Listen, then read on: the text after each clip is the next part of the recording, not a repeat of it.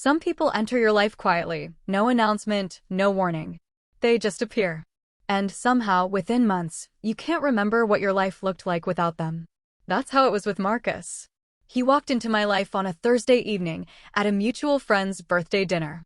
He was sitting at the far end of the table laughing at something someone had said. And I remember thinking, that is a man who is comfortable in any room he walks into. My name is Vivienne, and I want to tell you about the 4 years I spent building a life with a man who was simultaneously building a completely different one without me. Actually, let me be more precise. He was building that other life, using me. Stay with me, because this story has a beginning that will make you love him, a middle that will make you despise him, and an ending that I promise will make you smile. Vivienne was 31 years old when she met Marcus.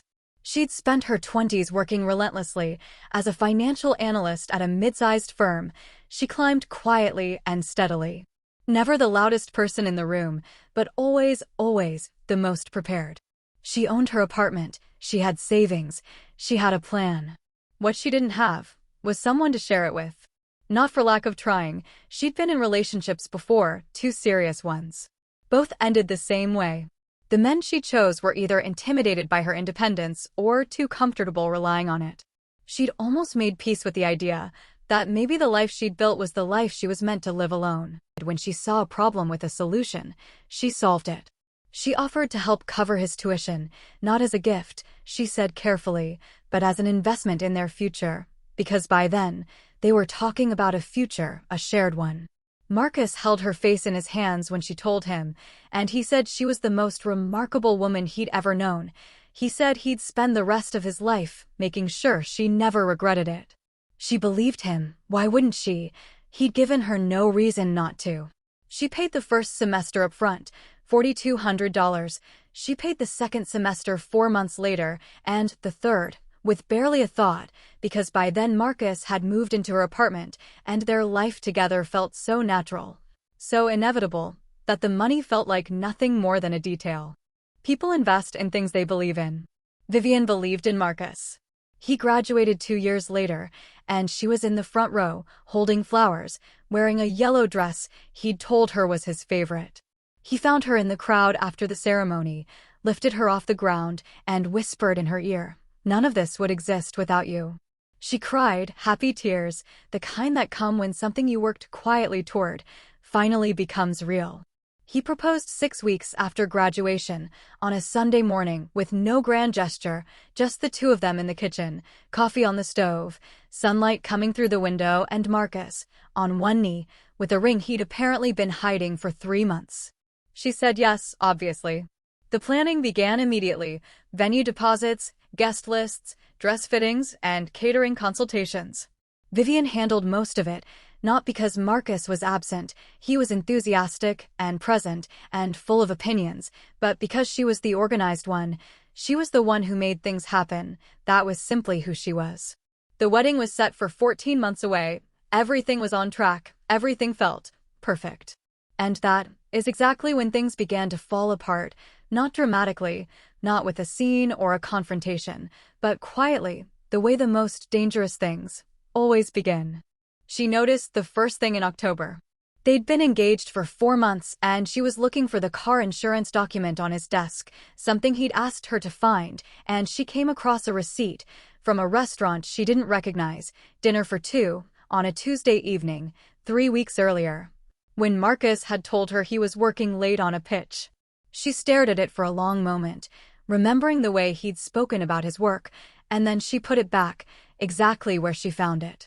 She didn't bring it up, not because she wasn't bothered, but because she'd learned something important about herself over the years. She didn't react to things she didn't yet understand. She gathered information first, and she decided to pay attention. The second thing she noticed was his phone, and how Marcus had always been relaxed about it, leaving it on the counter, face up, no thought given to it. But sometime around November, the phone started traveling everywhere with him, to the bathroom, to the kitchen, even to the balcony when he stepped out for air.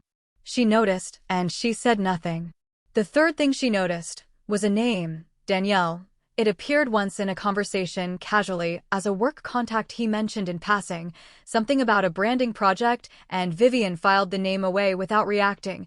She was building a picture, quietly. Methodically, the way she built everything. By December, she had enough pieces to know the picture wasn't good, but she wanted the full image before she moved, so she waited and observed, taking her time to understand the situation.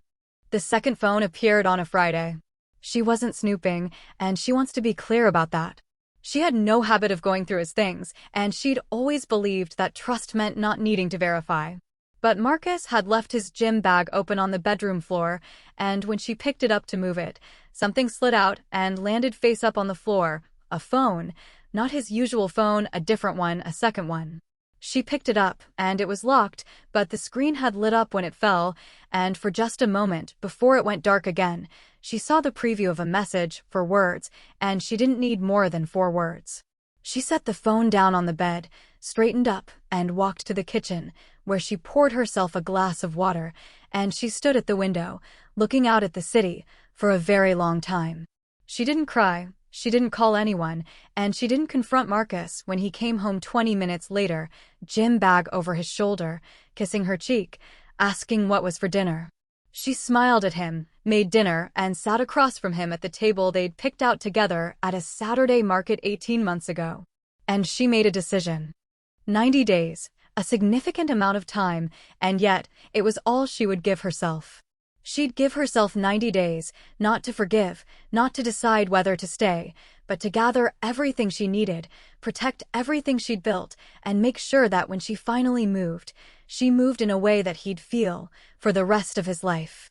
Because here's the thing about Vivienne, she was, by all accounts, a brilliant financial analyst, and as such, she understood numbers, she understood risk, and she understood, better than most people, that the timing of a move determines everything. Move too early, and you show your hand. Move too late, and you lose your leverage. She wasn't going to make either mistake. Day 1 of 90, she called her lawyer, not a divorce lawyer, but a contracts lawyer, and she explained, calmly and precisely, that she'd financially supported her partner through a graduate degree program, and she wanted to understand her legal options. The lawyer listened and told her several things she needed to hear, and she took notes, carefully and thoughtfully. Day 7, she opened a private bank account, personal, in her name only, and she began quietly redirecting a portion of her income into it, not dramatically, not enough to be noticed, just, steadily, the way water shapes stone over time. Day 14, she hired a private investigator, not out of paranoia, but out of precision. She wasn't going to spend her life wondering. She was going to know, exactly, what she was dealing with. Day 21. The investigator came back with a report, and Danielle wasn't a work contact. Danielle was 26 years old, and Danielle had been seeing Marcus for 14 months. 14 months, a significant amount of time. Vivienne did the math without being asked, and 14 months ago was 4 months before the proposal, which meant Marcus had been seeing someone else when he got down on one knee in their kitchen, on a Sunday morning, with sunlight coming through the window. He'd been living 2 lives for over a year. She read the full report once, then she put it in a folder, then she put the folder in a locked drawer, and she went back to planning the wedding, because she still had 69 days left. Day 30. She quietly contacted the venue and asked a series of very specific questions about their cancellation and refund policy, and she memorized the answers. Day 45. She began documenting every shared financial transaction from the past 4 years, every tuition payment, every apartment expense she'd covered, and every joint purchase. The numbers were truly significant. Day 60. She had a quiet conversation with her closest friend, not about Marcus, but about herself and what she wanted her life to look like in 1 year, in 5 years. She described it in detail. Her friend listened, then said, "That sounds nothing like the life you have now." Vivienne smiled and said, "I know." Day 75. She found the second phone again, this time in the pocket of his coat, and, this time, unlocked. She didn't read the messages, she didn't need to, because she already knew everything. Instead, she looked at one thing, the photos folder. There were pictures of Danielle, holidays, dinners, and ordinary Tuesday evenings that Marcus had told Vivienne he was working late. She scrolled through them slowly, remembering, then she put the coat back, exactly as she found it. She went to bed, and she slept soundly, because she only had 15 days left, and she had everything she needed. Day 88. Vivienne did 3 things. First, she forwarded all her documentation to her contracts lawyer. Second, she transferred her private account balance, which was a significant amount, into a new investment portfolio. And third, she booked a solo trip.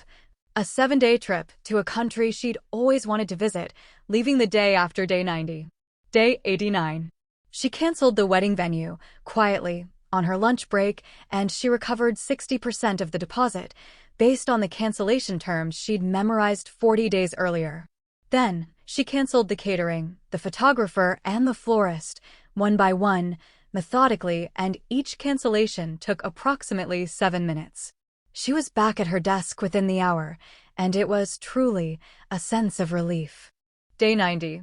A Sunday morning, and the kitchen was filled with the familiar scent of coffee on the stove. Sunlight was coming through the window, casting a warm glow over the same kitchen they had shared for so long.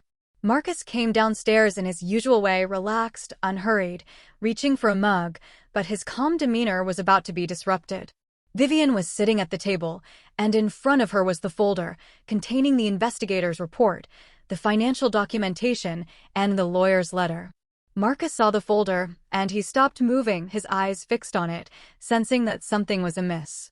She didn't raise her voice, she didn't cry, but she looked at him across the kitchen they'd shared for 3 years, and she said, "I need you to move out today."